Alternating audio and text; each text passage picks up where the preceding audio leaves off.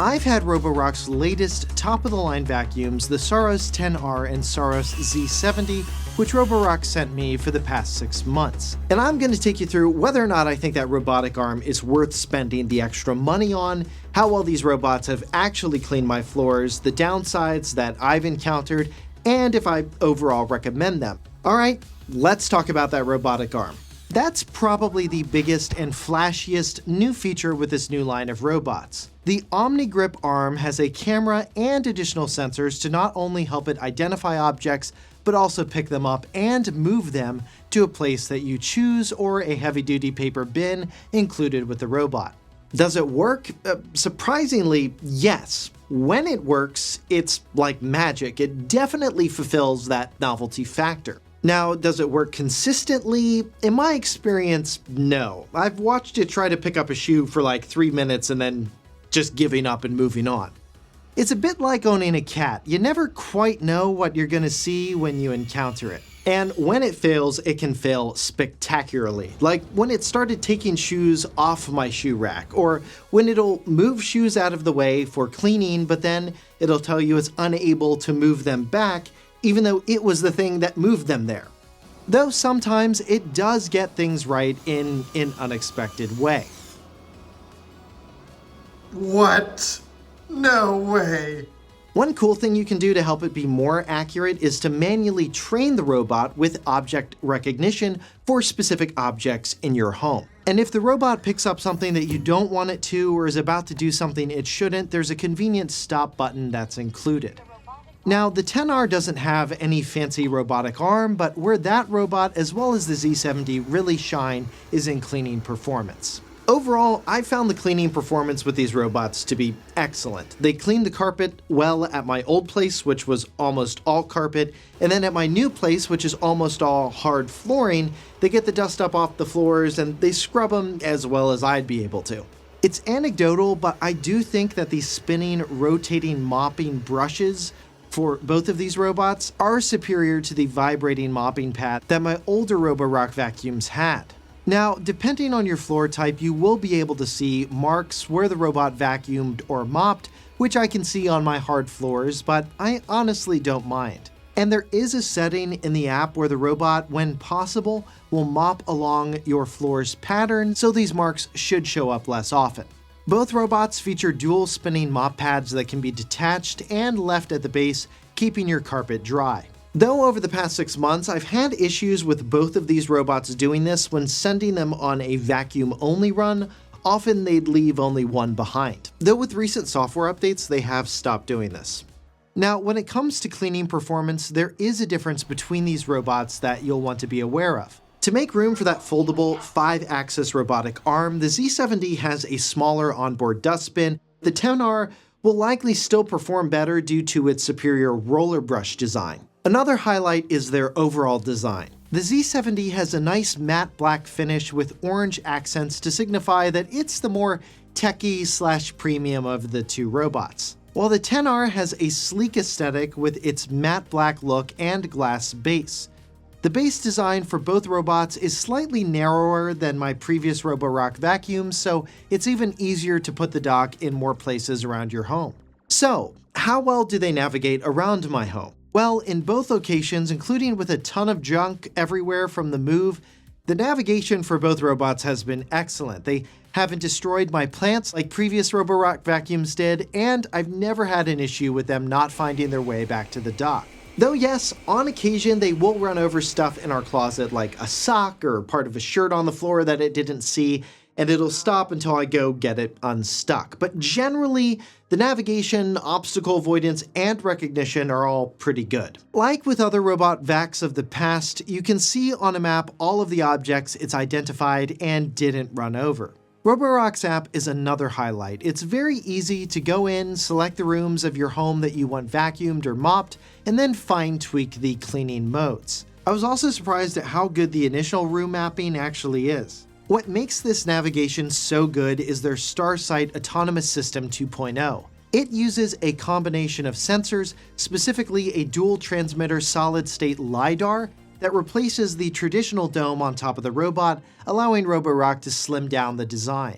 There's also a 3D time-of-flight sensor that performs 3D scans of the environment, helping the robot gain detailed spatial awareness. There's also VertiBeam lateral obstacle avoidance, which uses vertical structured light sensors to measure distances and changes, which allows the robot to easily move around obstacles and furniture, as well as avoid tangled cables. That's actually something I've been pretty impressed by with these robots. They've avoided running over pretty much any cord that they've come in contact with, in my experience at least. And the last crucial sensor is, of course, an RGB camera, which helps the robot identify objects and obstacles. Moving on, let's talk about battery life. The Z70's battery life is shorter due to the ARM's power drain, though both are technically rated for the same battery life. In my experience over the past 6 months, for my 1,100 square foot apartment, I could run the vacuum and mop AI feature twice and still have enough battery left over. Now, for my new home, which is larger, it's about 2,500 square feet, and each robot has about 1,000 square feet per floor to clean. I found that they can do 2 cleaning runs on a single charge, which is awesome. So what have I not found myself using with these robots? The 2 things I haven't used all that often with the robots are voice commands and then remote viewing. Now, you can technically use the voice assistant named Rocky that lives on the robots themselves to ask the robot to go clean a specific room, and you can use the room name that you actually named the room in the app, which is pretty cool. But I found there's so many missed triggers with the assistant that I just ended up turning them off on both of the robots. Plus, you can connect Roborock to smart home platforms and Apple Home now via Matter, which is new and awesome. Just note you need to do this from your vacuum settings, not your user settings. With the Matter connection, you can control the robot, telling it which room to clean, what power mode to use, and also tell it to return to the dock. Information like battery level and status also comes through this integration as well. Why this matters so much is it makes it much easier to include your vacuum in your home automation. So when your smart home software knows no one is home, you can have it set to automatically set the robots to start cleaning. And I'll leave my smart home guide video if you want to learn more about the current state of the smart home, all the platforms, and the products I recommend, as well as what's up with the Matter standard. You can get to all of that by clicking here. Remote viewing is another cool feature, but one I haven't personally used all that much, probably because I work from home and I'm usually not very far away. But I can certainly see use cases for it. Like if you're away and you get an alert on your phone that your home may have been broken into and you want to go around and see if there's any damage or anything's missing, or if you're away and you just want to check in on your pet. Speaking of which, when the robot is around doing its thing, it will automatically snap pics of any pets it sees, which you can download from the app. You can also use the robot to search for a pet, and you can even talk to your pet through the vacuum if you really want to freak him out. But I don't have a pet, so I can't verify that the pet snap feature works as intended. In terms of maintenance, so far I haven't had to do anything aside from refilling their water tanks, getting rid of the dirty water, and then occasionally getting a sock out of them or dusting the tops of them off. Though yes, over time you will need to replace things like the dust bag found in the dock, as well as other parts like the roller brush and spinning mop pads. Here in the US, they come with a standard 1-year warranty, but note because these devices have quite a bit of tech and engineering going on with them, they're not meant to be user replaceable, which I wish Roborock would work on. I can see why they don't want users messing around with the motherboard or replacing electronic components, but for things like the battery, which isn't user replaceable, it really should be. Alright, now let's talk about the downsides that I've encountered with these vacuums, and there are only 2 main downsides that I haven't already talked about, both of which can sort of apply to the robotic vacuum space as a whole. First, they don't vacuum and mop everywhere. There will still be corners, crevices, baseboards, stairs, etc. that you will likely still need to clean yourself. Which is exactly why when I moved into my new home, I bought a Dyson V11 Extra, which has attachments that can handle stairs, baseboards, etc. You can also use it as a handheld vacuum for things like furniture pieces and my desk to eliminate dust from other surfaces, which robotic vacuum cleaners for the most part can't help you with, unless you go for a model like the one from Eufy that has one of these kind of integrated in with it. Though in terms of the time they save me by cleaning most of the floor, yes, they probably save me at least an hour a week, considering they not only vacuum but mop. But you are spending a lot for a vacuum that can't exactly do all of your cleaning for you, and that leads me to my second downside, which is price. Now, these two robotic vacuums are top of the line. They have practically every feature you could ask for, including a robotic arm with the Z70. The Z70 typically costs $1,000 more than the 10R. However, closer to the holidays, I've seen both of these robots on sale, and I'll leave links to both robotic vacuums in the description and pinned comment, plus links to multiple retailers so you can compare their current prices. And be sure to follow our site, 6monthslater.net, either via RSS or just checking out the site every few weeks to see not only our latest content, but updates on products and services that we cover from around the web, which I post in our quick post feed. So, do I overall recommend getting a robot vacuum? Yes, mainly because it saves you time and you can schedule these things to clean more often than you normally would. If you're going to want the top-of-the-line vacuum that can auto-wash, dry, empty itself, and fill its tank with more fresh water, plus a vacuum that cleans well but importantly also navigates well, that's where some competing robots can really fall down. I think the 10R is a fantastic choice.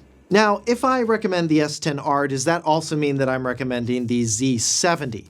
For most people, no.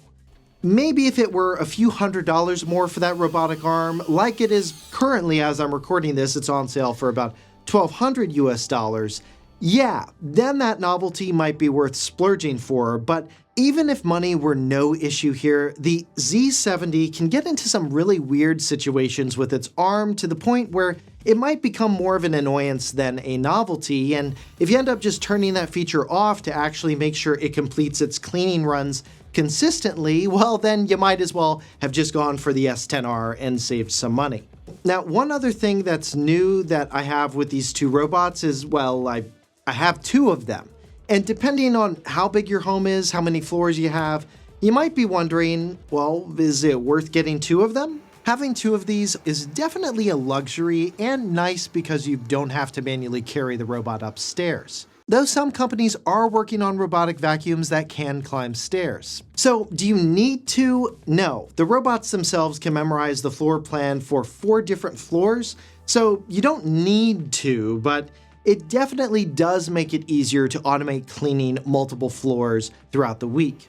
So those have been my thoughts on some of the latest robots from Roborock after 6 months of use, and be sure to let me know what you think of them. What do you think of the robotic arm?